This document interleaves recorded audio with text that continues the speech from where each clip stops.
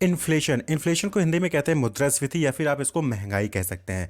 आपने ध्यान दिया होगा कि अभी जस्ट ही अभी अमूल मिल्क का जो है प्राइस बढ़ा है।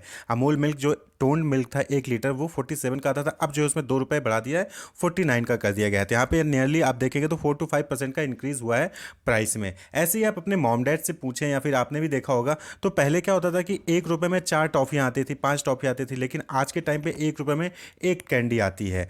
मॉम डैड से आप पूछें तो उनके बचपन में 5 पैसे 10 पैसे में बहुत सारी टॉफ़ीज़ मिल जाती थी। आज जो है 1 रुपये में एक टॉफ़ी आ रही है। तो ये चीज़ क्या कहलाती है? इंक्रीज इन प्राइस, यानी कि प्राइस में बढ़ता चला गया प्राइस, यानी कि परचेजिंग पावर क्या हो गई? घटती चलेगी, वैल्यू ऑफ मनी घटती चली गई और प्राइस क्या हो गया प्रोडक्ट के? बढ़ते चले गए। तो इसी को क्या कहते हैं? इन्फ्लेशन कहते हैं। Inflation means refers to substantial and rapid increase in the general price level, यानी कि जब गुड्स और सर्विसेज की प्राइसेस में इंक्रीज होता है, इंक्रीमेंट होता है, तो उसी को हम क्या कहते हैं? इन्फ्लेशन कहते हैं। और इन्फ्लेशन की वजह से परचेजिंग पावर क्या होती है? वो घट जाती है। जो टॉफ़ीज़ 5 और 10 पैसे में पहले हम खरीद सकते थे, आज के टाइम पे हम वो 1 रुपये में खरीद रहे हैं। तो इसको क्या कहते हैं? परचेजिंग पावर घट गई, यानी कि वैल्यू ऑफ मनी घट गई। पहले 5 और 10 पैसे की भी वैल्यू थी, आज 10 रुपये की वैल्यू नहीं रह जाती है, 1 रुपये की वैल्यू बराबर होगी। पहले की 5-10 पैसे और आज के 1 रुपये बराबर हो गए, तो यानी वैल्यू ऑफ मनी क्या होगी? घट गई। तो according to Crowther, inflation is a state in which the value of money is falling, price are rising, यानी कि इन्फ्लेशन एक ऐसा स्टेट होता है जहाँ पे वैल्यू ऑफ मनी क्या है? गिर रही होती है और प्राइस जो है वो बढ़ रही होती है। यानी कि 5-10 पैसे की वैल्यू जो थी पहले, अब वो 1 रुपये के बराबर हो गई है। और आज के टाइम पे आप देखें तो 1 रुपये 2 रुपये कुछ नहीं, अब कम से कम 5 रुपये आपका कम से कम चाहिए, तो 5 रुपये में भी एक अच्छा खासा प्रोडक्ट परचेज कर सकते हैं। तो धीरे धीरे क्या है, ये वैल्यू ऑफ मनी घटती जाती है। क्यों? क्योंकि प्राइसेस बढ़ते जा रहे हैं और परचेजिंग पावर कम हो जाती है। तो ये सब क्यों हो रहा है, यानी कि प्राइसेस बढ़ते क्यों है? तो देखिए इसके ब्रॉडली दो ही फैक्टर हैं। एक तो डिमांड जब ज़्यादा हो जाती है या फिर सप्लाई कम हो जाती है। तो कुछ फैक्टर्स हैं जिसकी वजह से मार्केट में डिमांड ज़्यादा हो जाती है गुड्स और सर्विसेज की, जिसकी वजह से प्राइसेस बढ़ते हैं। जैसे कि इंक्रीज इन पब्लिक एक्सपेंडिचर, यानी कि गवर्नमेंट ज़्यादा एक्सपेंडिचर करने लग गई है, जिसकी वजह से क्या हो गया कि लोगों के पास पैसा ज़्यादा आ गया। जब पैसा ज़्यादा आ गया तो डिमांड ज़्यादा बढ़ जाएगी, या फिर जब एक्सपेंडिचर ज़्यादा करेगी गवर्नमेंट तो फिर क्या होगा? डिमांड ज़्यादा बढ़ेगी। इंक्रीज इन प्राइवेट एक्सपेंडिचर, यानी कि प्राइवेट जो बिजनेस है, बिजनेस में इतना प्रॉफिट करने लग गए हैं कि उनके पास पैसा ज़्यादा आ गया। जब पैसा ज़्यादा आ गया तो वो भी डिमांड ज़्यादा करने लगेंगे, तो प्राइसेस बढ़ेंगी। इंक्रीज इन एक्सपोर्ट, यानी कि हमारे यहाँ पे जो हमारे यहाँ पे प्रोडक्शन हो रहा है गुड्स और सर्विसेज का, वो गुड्स और सर्विसेज आप जो है एक्सपोर्ट कर रहे हो, दूसरे देश में भेज दे रहे हो, तो हमारे यहाँ पे रहा ही नहीं। तो हमारे यहाँ पे तो लोग डिमांड करेंगे ना, तो डिमांड करेंगे और चीज़ें एक्सपोर्ट कर दी जा रही हैं, तो क्या होगा? उसकी डिमांड बट ऑब्वियसली बढ़ेगी। यानी कि सपोज करिए कि हमारे यहाँ पे 100 लोग हैं और 100 यूनिट प्रोड्यूस होता था, क्लियर? तो 100 यूनिट प्रोड्यूस होता था, 100 को मिल जाता था एक एक करके। लेकिन अब क्या हो गया? 100 लोग हैं, 100 यूनिट प्रोड्यूस करते थे, 100 में से 50 उठा के एक्सपोर्ट कर दिए, यानी कि बाहर किसी कंट्री भेजा। हमारे यहाँ पे कितना बचा? 50, और 50 को लेने वाले 100 लोग हैं, तो अब क्या होगा? प्राइसेस बढ़ जाएंगी। तो एक्सपोर्ट करने की वजह से भी क्या होता है? डिमांड बढ़ जाती है। रिडक्शन इन टैक्सेशन, यानी कि क्या हो गया कि टैक्स घटा दिया, टैक्स घटा देती है जब गवर्नमेंट ना, तो क्या होता है कि लोगों के पास पैसा ज़्यादा आ जाने लगता है। जब लोगों के पास ज़्यादा पैसा बचने लगेगा तो लोग डिमांड करेंगे, ज़्यादा खर्च करेंगे, एक्सपेंडिचर उनका बढ़ जाएगा। Repayment of public dept, public डेप्ट का मतलब क्या हो गया कि गवर्नमेंट जो है वो पब्लिक का पैसा जो है वापस करने लगती है इंटरेस्ट के फॉर्म में या फिर किसी दूसरे फॉर्म में। तो इससे क्या होता है? इससे लोगों के पास पैसा ज़्यादा आने लगता है। जब पैसा ज़्यादा आएगा तो क्या होगा? डिमांड बढ़ेगी। रैपिड ग्रोथ ऑफ पॉपुलेशन, भाई पॉपुलेशन भी बढ़ेगी तो डिमांड भी क्या होगा? बढ़ेगा, और तो प्राइस भी बढ़ेगी, क्लियर? तो ये ऐसे फैक्टर्स हैं जो डिमांड बढ़ाते हैं, और जब डिमांड बढ़ाते हैं तो प्राइसेस क्या होती हैं? बढ़ने लगती हैं।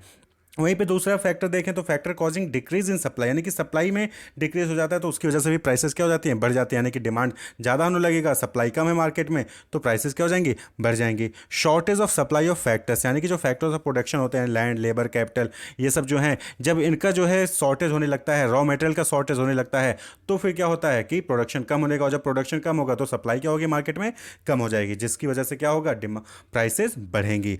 होर्डिंग बाई ट्रेडर्स, ये ट्रेडर्स जो होते हैं ना, ये क्या कहते हैं? इकट्ठा करके रख लेते हैं, इकट्ठा करके रख लेते हैं। जब देखते हैं कि प्राइसेस बढ़ने वाली हैं तब जो है इसको बाहर निकाल के बेच देते हैं हायर प्राइसेस पे। तो इसकी वजह से भी क्या होता है? सप्लाई कम हो जाती है। जब सप्लाई कम हो जाएगी तो प्राइसेस मार्केट में बढ़ जाते हैं। जैसा कि आप प्याज का केस देखते हैं, ओनियन अक्सर जो है क्या होता है कि प्याज के दाम बढ़ जाते हैं। क्यों? क्योंकि होर्डिंग करके रख लिया जाता है और जब देखते हैं कि प्राइस बढ़ गई मार्केट में तब वो निकालते हैं, जिससे कि उनको ज़्यादा प्रॉफिट मिल जाता है। इसी तरीके से होर्डिंग बाई कंज्यूमर्स द्वारा भी बहुत बार ऐसा देखा गया है कि वो जो है होर्डिंग यानी कि इकट्ठा करके अपने पास रख लेते हैं, इस फ्यूचर में, इस सोच में पढ़ के कि कहीं आगे चल के इसकी प्राइसेस ना बढ़ जाएं। अभी देखिए पेट्रोल के हैं, तो पेट्रोल का अगर आपने न्यूज़ पढ़ लिया कि कल या परसों इसके प्राइसेस बढ़ने वाले, तो आप क्या करते हैं? आप जाते हैं गाड़ी लेके उसको टैंक फुल करा लेते हैं। ठीक है, एक तरीके का होर्डिंग है। तो होर्डिंग बाई कंज्यूमर्स, यानी कि जब आपको जरूरत नहीं है फिर भी आप खरीद के रख ले रहे हो, तो इसकी वजह से भी क्या होता है कि सप्लाई कहीं ना कहीं कम होने लगती है। क्लियर। तो ये जो है कुछ रीजंस है जिसकी वजह से प्राइसेस बढ़ते हैं, इन्फ्लेशन आता है। तो इसके लिए जो है बहुत सारे मेजर्स होते हैं, जैसे मॉनेटरी मेजर्स हैं जो कि आरबीआई कंट्रोल करती है, क्रेडिट कंट्रोल देती है, बैंक रेट्स में चेंज करती है, सिक्योरिटीज़ जो है ओपन मार्केट में लॉन्च कर देती है, डीमोनेटाइजेशन भी गवर्नमेंट जो है करती है, इसी में नए करेंसीज को इशू कर देती है इन्फ्लेशन से डील करने के लिए। इसी तरह से फिजिकल मेजर्स होते हैं। फिजिकल मेजर यानी कि जो गवर्नमेंट मेजर्स लेती है, जैसे कि reduction in unnecessary expenditure, government जो है अपने एक्सपेंडिचर को कम कर देती है, टैक्सेस को बढ़ा देती है। लेकिन जैसे कि भाई सबके पास ज़्यादा पैसा है तो ज़्यादा डिमांड करोगे, आपके पास पैसा रहेगा नहीं तो आप डिमांड कहाँ करोगे, तो टैक्सेस बढ़ा देगी तो आपके पैसे गवर्नमेंट के पास चले गए, तो वहाँ पे क्या होगा कि आप जो है डिमांड कम करोगे, डिमांड कम करोगे तो प्राइसेस भी जो है कंट्रोल में रहेंगे। इंक्रीज इन सेविंग्स, सेविंग्स को बढ़ाने के लिए जो है अपॉर्चुनिटी देती है, यानी कि आपको जो है डिफरेंट डिफरेंट इंटरेस्ट रेट्स में बढ़ा देंगी, तो जहाँ पे आप इन्वेस्टमेंट करो तो आपको इंटरेस्ट रेट ज़्यादा मिलेगा। तो इससे भी क्या होगा, इससे जो है आपका मार्केट, आपके पास पैसा कम रहेगा तो डिमांड आप कम करोगे। तो ये कुछ टेक्निक्स होते हैं जिससे जो है इन्फ्लेशन को कंट्रोल किया जा सकता है। अब बात कर लें टाइप ऑफ इन्फ्लेशन की, तो टाइप ऑफ इन्फ्लेशन में सबसे पहले हम देखेंगे on the basis of rate of rise in price, यानी कि किस रेट से प्राइस बढ़ रही है उसके बेसिस पे आप जो है इन्फ्लेशन को अलग अलग कैटेगरी में डिवाइड कर सकते हैं। तो सबसे पहले आता है क्रीपिंग इन्फ्लेशन। क्रीपिंग मतलब क्या होता है, रेंगना। क्रीपिंग मतलब क्या होता है, रेंगना। तो जब भी किसी प्रोडक्ट की प्राइस साल भर में 1% या 2% बढ़ रही है तो उसको हम कहते हैं creeping inflation. When price rises less than 3% पर, यानी कि 1% 2% बढ़ रहा है तो उसको हम क्या कहते हैं, क्रीपिंग इन्फ्लेशन कहते हैं। और ये इन्फ्लेशन जो है अच्छा माना जाता है, इकोनॉमी के लिए अच्छा माना जाता है, सेफ माना जाता है। क्लियर, क्योंकि इकोनॉमिक ग्रो भी करेगी इसके साथ साथ। लेकिन वहीं पे दूसरा है वॉकिंग इन्फ्लेशन। वॉकिंग इन्फ्लेशन मतलब कि जब प्राइस राइज होता है 3 to 4% पर ईयर, यानी कि 3 से 4% पर ईयर जो है प्राइस राइज हो रहा है, तो इसको कहते हैं वॉकिंग इन्फ्लेशन, है कि अब चलने लगा है। पहले तो रेंग रहा होता है, अब क्या है, चलने लगा है, तो यानी कि ज़्यादा तेज से प्राइस, ज़्यादा रेट ऑफ इंटरेस्ट से प्राइजेस बढ़ रही हैं।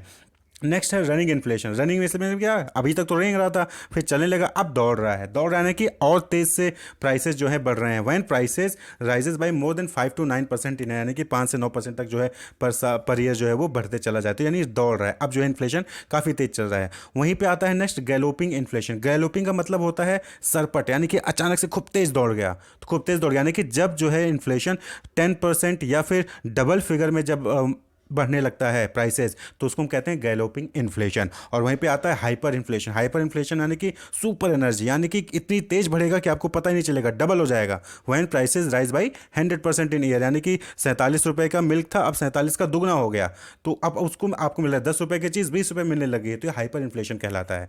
तो rate of rise in price के बेसिस पे आप जो है इन्फ्लेशन को इन तरीकों से डिवाइड कर सकते हैं। क्रीपिंग रेंग रहा है, 1-2% बढ़ रहा है। वॉकिंग ज़्यादा तेज, थोड़ा सा मतलब 3-4%, 4% के हिसाब से जो है प्राइस बढ़ रहे हैं। रनिंग में 5 से 9% के हिसाब से प्राइस बढ़ रहे हैं। गैलोपिंग में 10% या डबल डिजिट में जो है इन्फ्लेशन हो रहा है। और हाइपर इन्फ्लेशन में डबल हो गया है। क्लियर, तो उसको हम कहते हैं हाइपर इन्फ्लेशन। इसी तरीके से आता है demand pull inflation and cost push inflation. देखिए डिमांड पुल, डिमांड खींच रहा है, डिमांड बढ़ रही है तो प्राइस बढ़ रहा है। When aggregate demand in an economy strongly outweighs the aggregate supply, price go up. यहाँ पे कहने का मतलब ये है कि जब डिमांड बढ़ेगी तो क्या होगा, प्राइस भी ऑटोमेटिक बढ़ेगी। तो डिमांड पुल इन्फ्लेशन, डिमांड बढ़ने की वजह से प्राइस बढ़ रही है, तो इस टाइप के इन्फ्लेशन को क्या कहेंगे, डिमांड पुल। वहीं पे क्या है, कॉस्ट पुश, यानी कि कॉस्ट बढ़ रही है तो कॉस्ट ने धक्का दिया प्राइस को कि तुम भी बढ़ो, तो कॉस्ट बढ़ेगी। भाई किसी भी प्रोडक्ट को बनाने की जो कॉस्ट होगी वो बढ़ेगी, तो बट ऑब्वियसली प्राइस भी क्या होगी, बढ़ेगी, तो इन्फ्लेशन आएगा। तो when overall prices increases due to increase in the cost of wages and raw material, यानी कि जो भी सामान है या चीज़ें हैं उसको बनाने के लिए जो चाहिए होता है रॉ मटेरियल, उसकी प्राइस बढ़ जा रही है, वेजेस बढ़ जा रहे हैं, सैलरी ज़्यादा देनी पड़ रही है, तो कॉस्ट ऑफ प्रोडक्शन बढ़ गया। जब कॉस्ट ऑफ प्रोडक्शन बढ़ गया तो उसकी वजह से प्राइस भी बढ़ गया। तो कॉस्ट पुश, कॉस्ट जो है पुश कर रहा है प्राइस को बढ़ने पे, और डिमांड पुल, डिमांड बढ़ रही है तो इसलिए जो है प्राइस को भी बढ़ने पे मजबूर किया जा रहा है। तो इसको demand pull inflation, cost pull inflation कहते हैं। इसी तरीके से एक टर्म आता है स्टैगफ्लेशन। स्टैगफ्लेशन क्या होता है, ये इन्फ्लेशन का ही एक टाइप है, जहाँ पे क्या होता है कि यहाँ पे राइज इन प्राइस तो होता है, परसिस्टेंस राइज इन प्राइस होता है, कंटिन्यूस यहाँ पे प्राइस राइज हो रहा है, लेकिन यहाँ पे दो चीज़ें और होती हैं। क्या, एक अनएम्प्लॉयमेंट होने लगता है और यहाँ पे कोई भी कंज्यूमर नहीं रहता है। कंडीशन समझिए, होता क्या, इन्फ्लेशन में क्या हो रहा है कि प्राइस तो बढ़ रही है लेकिन लोगों के पास नौकरी भी आ रही है, पैसे भी आ रहे हैं, लोग जो है बाइंग और सेलिंग कर रहे हैं, सब चीज़ें काम हो रही है। लेकिन स्टैगफ्लेशन एक ऐसा सिचुएशन आ जाता है जहाँ पे प्राइसेस भी बढ़ रही हैं और अनएम्प्लॉयमेंट भी बढ़ रहा है और कंज्यूमर है नहीं। भाई अनएम्प्लॉयमेंट बढ़ेगा तो किसी के पास पैसे होंगे नहीं, जब पैसे होंगे नहीं तो प्रोडक्ट परचेज कहाँ करेगा। तो इस टाइप की सिचुएशन को हम क्या कहते हैं, स्टैगफ्लेशन कहते हैं। Rise in price, unemployment exist and no consumer, यानी कि कंज्यूमर भी नहीं एग्जिस्ट करेगा। बट ऑब्वियस सी बात है कि जब अनएम्प्लॉयमेंट रहेगा तो कंज्यूमर कस्टमर कहाँ बन पाएगा, वो परचेज ही नहीं कर पाएगा। इसी तरीके से एक टर्म आता है डिफ्लेशन। ये इन्फ्लेशन का जस्ट उल्टा होता है डिफ्लेशन। डिफ्लेशन क्या होता है, इसको कह लीजिए आप नेगेटिव इन्फ्लेशन कह लीजिए। यहाँ पे क्या होता है कि general decline in price of goods and services. यहाँ पे क्या होता है कि गुड्स और सर्विसेज की प्राइस घटती है। बहुत बार आपने देखा होगा कि बहुत सारे प्रोडक्ट्स हैं जिनके प्राइसेस क्या होते हैं, घटा दिए जाते हैं। क्लियर। तो ये क्या कहलाता है, डिफ्लेशन कहलाता है। Due to reduced money supply और डिमांड। ये होता क्यों है कि मनी सप्लाई जो है मार्केट में कम हो गई। तो जब मनी सप्लाई कम होगी, लोगों के पास पैसा कम हो गया, तो डिमांड कम करेंगे, डिमांड कम करेंगे तो प्राइस क्या हो जाएगा, ऑटोमेटिक घटने लगेगी। क्लियर। तो यही चीज़ कहलाता है डिफ्लेशन। तो होप आपको क्लियर होगा। Wish you all the best, keep watching.